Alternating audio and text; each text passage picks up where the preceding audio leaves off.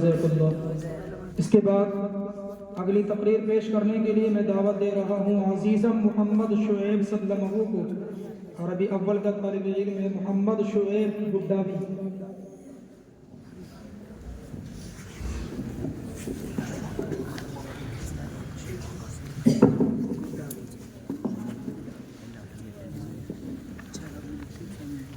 السلام علیکم۔ بسم اللہ الرحمن الرحیم۔ نحمده ونصلی علی رسوله الکریم، اما بعد فقد قال اللہ تبارک وتعالی فی القرآن المجید، اعوذ باللہ من الشیطان الرجیم، بسم اللہ الرحمن الرحیم۔ ذلک الکتاب لا ریب فیہ ھدی للمتقین، وقال النبی صلی اللہ علیہ وسلم خیرکم من تعلم القرآن وعلمہ، صدق اللہ العظیم۔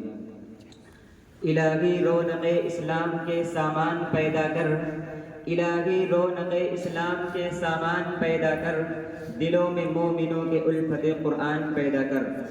صدر محترم، اسٹیج پر رونق افروز بزرگان دین اور حاضرین انجمن، آج کے اس محفل میں اور آج کے اس باوقار انجمن میں میرا موضوع سخن دنیا کی سب سے پاکیزہ اور مقدس کتاب قرآن پاک ہے۔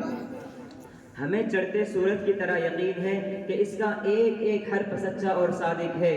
وہ قرآن پاک جس کی زبان مقدس، بیان مقدس، فصاحت و بلاغت کا ٹھاٹے مارتا سمندر ہے، کہ جس کے متعلق ارشاد ربانی ہے۔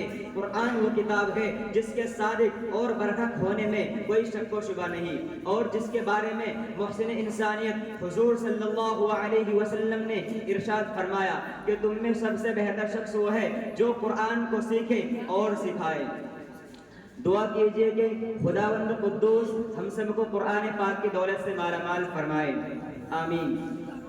نوجوان دوستوں، قرآن پاک رب ذوالجلال کی طرف سے عطا کردہ وحسین تحفہ ہے کہ جس نے 23 برس کے قلیل مدت میں پورے عالم میں انقلاب برپا کر دیا۔ بڑے سے بڑے فصحاء، بلغاء، ادباء، شعراء حیران و شزدر رہ گئے، جس کی آیتوں کو سن کر پتھر دل موم ہو گئے۔ دوستو، یہی وہ قرآن ہے جو رہتی دنیا تک کی انسانوں کے لیے سراپا ہدایت و رحمت ہے۔ یہی وہ قرآن ہے جس نے رسول کی رسالت کو اعزاز بخشا۔ یہی وہ قرآن ہے جس نے پژمردہ قلوب کو تازگی بخشی۔ ہاں ہاں، یہ وہی قرآن ہے جس کی برکت سے جنات و شیاطین کا آسمان پر جانا بند ہوا۔ یہی وہ قرآن ہے جس کی بدولت یہی وہ قرآن ہے جس کے بدولت محبوب حقیقی کی رضا نصیب ہوتی ہے۔ یہی وہ قرآن ہے جو سچائی اور امانت داری کا درس دیتا ہے۔ یہی وہ قرآن ہے جس کی بدولت عمر فاروق کو ایمان نصیب ہوا۔ یہی وہ قرآن ہے جس کی حفاظت کا وعدہ خود رب کائنات نے فرمایا۔ یہی وہ قرآن ہے جس کی برکت سے اجڑے چمن میں بہار پیدا ہوئی۔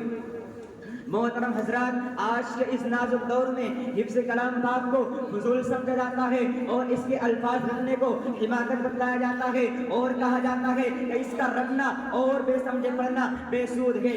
افسوس سے افسوس، اس قرآن پاک کے بارے میں ہمارا یہ خیال کہ جس کے بارے میں شہنشاہ بطحا تاجدار مدینہ محمد الرسول اللہ صلی اللہ علیہ وسلم نے ارشاد فرمایا، اقرأ ورتقِ ورتل كما كنت ترتل في الدنيا فإن منزلك عند آخر آية تقرأها۔ قیامت کے دن حافظ قرآن سے کہا جائے گا، قرآن پڑھتا جا اور جنت کے درجوں پر چڑھتا جا اور ٹھہر ٹھہر کر پڑھ، جیسے کہ دنیا میں ٹھہر ٹھہر کر پڑھا کرتا تھا، بس تیرا مقام اور ٹھکانہ وہی ہوگا جہاں آخری آیت تک پہنچے۔